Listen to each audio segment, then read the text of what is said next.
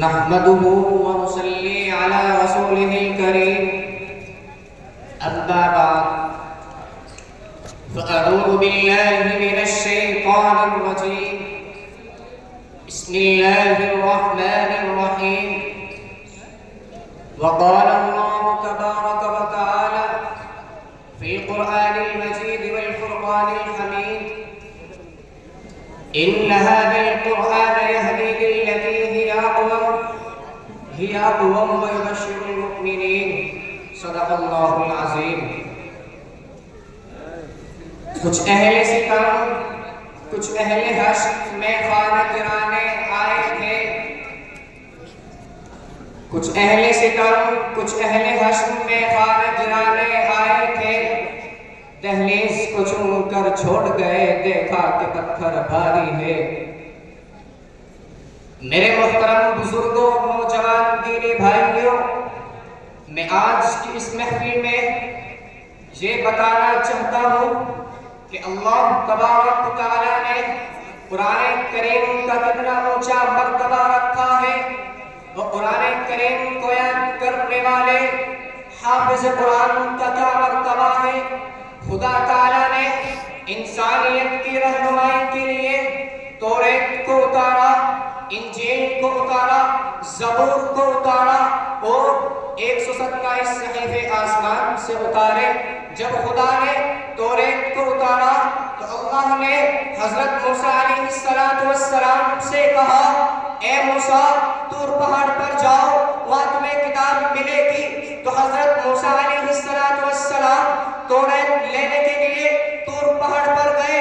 اور جب خدا نے زبور کو اتارا تو اللہ نے حضرت داؤد علیہ السلام سے کہا، اس عبادت خانے سے باہر نہیں جانا، اس طرح سے تمہیں زبور ملے گی. اور جب خدا نے انجیل نازل کرنے کا ارادہ کیا تو اللہ نے حضرت عیسیٰ علیہ السلام سے کہا، اپنے عبادت خانے سے باہر نہیں جانا، اس طرح سے تمہیں انجیل ملے گی. حاضرین مجلس، توریت اتری تو حضرت موسیٰ علیہ السلام کو لینے جانے پڑا. زبور اتری تو حضرت داؤد علیہ السلام کو لینے جانے پڑا. اور انجیل اتری تو حضرت عیسیٰ علیہ السلام لینے گئے. لیکن جب قرآن اترا، قرآن کو لینے کے لیے آپ کو کہیں نہیں جانا پڑا، بلکہ آپ علیہ السلام جہاں کہیں پر بھی رہے، خدا نے قرآن کو وہیں پر بھیج دیا. نبی مدینے میں تھے، قرآن کو مدینے میں بھیج دیا. نبی بدر میں، قرآن بدر میں. نبی خندق میں، قرآن خندق میں. نبی غزوہ تبوک میں، قرآن غزوہ تبوک میں. حتیٰ کہ نبی حضرت عائشہ صدیقہ رضی اللہ عنہا کے بستر پر تو قرآن بھی حضرت عائشہ صدیقہ رضی اللہ عنہا کے بستر پر. محترم بزرگوں، نوجوان دینی بھائیوں، قرآن کی حفظ کرنے والے کا مقام محشر میں دیکھنا آج تو بتایا جا سکتا ہے، لیکن دیکھنے کا دن تو اس دن ہوگا جب حافظ مجدہ دیگر تمام لوگوں سے ارشاد فرمائے گا، وہ حافظ قرآن ادھر آؤ، یہ جنت کھلی ہوئی ہے، جنت کے سارے دروازے آپ کے اعجازوں میں کھول دیے گئے ہیں. تو دنیا کے اندر میرے کلام کا محافظ تھا، تیرے سینے میں میرا کلام محفوظ تھا. دنیا نے اپنے سینے کو بغض و حسد سے آباد کیا، کینہ کب سے آباد کیا، دنیا بھر کی دشمنیوں سے آباد کیا. ارے قربان جائے اس بندے پر جس نے اپنے سینے کو رب کے کلام سے آباد کیا. اور اس سینے کا کیا کہنے جس سینے میں میرے رب کا کلام پوشیدہ ہو، میرے رب کا کلام لکھا ہوا ہو، میرے رب کا کلام رکھا ہوا ہو، میرے رب کا کلام محفوظ ہو.